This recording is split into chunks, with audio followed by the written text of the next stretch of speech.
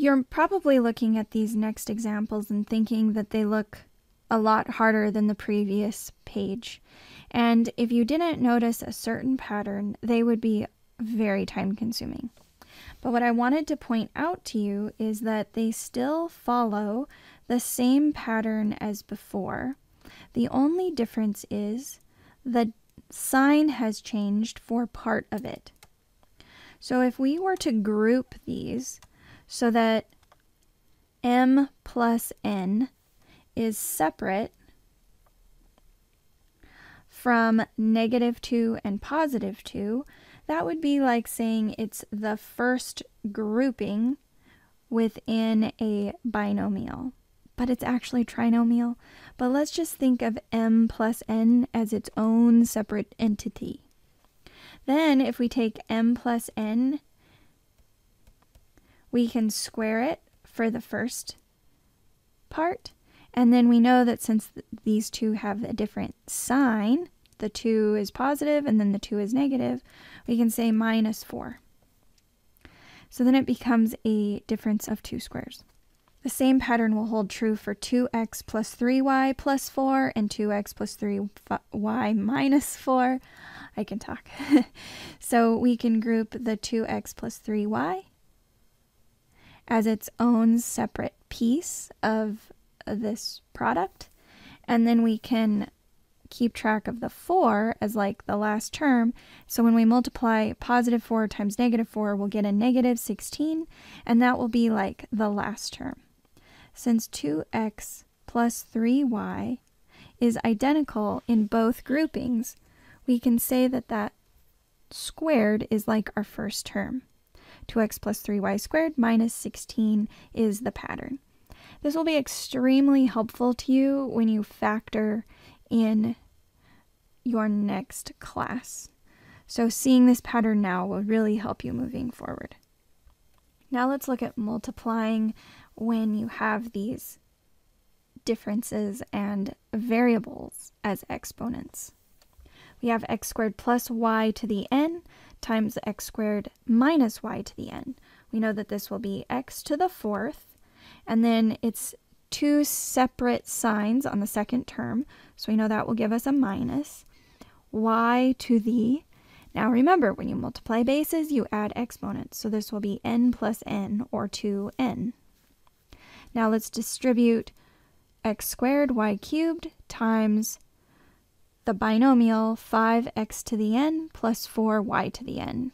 5x to the n plus 2, y to the 3rd, and then plus 4x to the 2nd, y to the 3 plus n. Or you could say n plus 3. Now for our last exercise in this section, we're going to look at function substitution. This is going to be something that shows up on your tests, but it's also going to show up in your next class. So it's really important to keep track of the notation. Now remember, functions are just ways to do substitution, but now we're using variables as our substitutions. So it can take a little bit of practice to get comfortable with this. This first example is saying substitute a into my function f of x is equal to x squared minus 3x plus 5. So we're just going to replace the x's with a's. And so f of a is equal to a squared minus 3a plus 5. And then we just tack that plus 3 at the end. And you're done. So in part B, we have f of a plus 3. So now our substitution, instead of just a, is a plus 3. When we substitute a plus 3 into our function, we get f of a plus 3 is equal to a plus 3 squared minus 3 times a plus 3 plus 5. Now let's try this again, but now our substitution is a plus h. So we substitute a plus h wherever there was an x in our original function. So we have f of a plus h is equal to a plus h squared minus 3 times a plus h plus 5. Now let's just pause for a second. Remember, we need to be able to figure out what this would combine to. So let's just double check. Let's see if we can combine any like terms. It will give me an a squared plus 2 times 3a, which will give me a plus 6a plus 9. Distributing that 3 in, I'll have negative 3a minus 9, and then a plus 5. Well, we can definitely combine some stuff. We have a 6a and a negative 3a. We have a 9 and a minus 9. Well, that conveniently adds to 0. So I can rewrite this as a squared plus 6a minus 3a is going to be plus 3a plus 5. Now let's do that same thing again, but let's simplify f of a plus h. We have a squared plus 2ah plus h squared minus 3a minus 3h plus 5. Can I combine any like terms? It doesn't look like it, so let's move on to part D.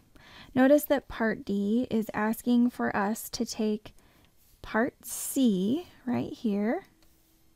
So we know that f of a is a squared minus 3a plus 5.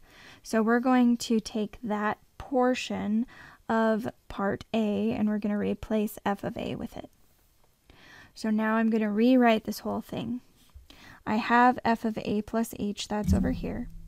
So that gives me a squared plus 2ah plus h squared minus 3a minus 3h plus 5 minus the quantity from part A, a squared minus 3a plus 5.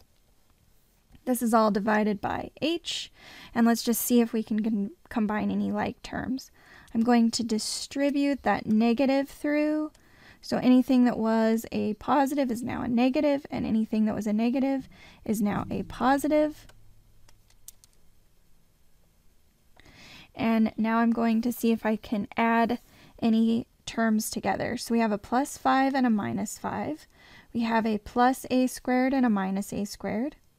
We have a negative 3a and a positive 3a. Well, that sure made it simpler.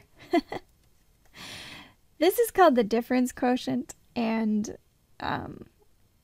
it always works this way, and it never looks like it will, and then it does. So we have 2ah plus h squared minus 3h all over h. Notice that there is a common factor of h all the way through this fraction.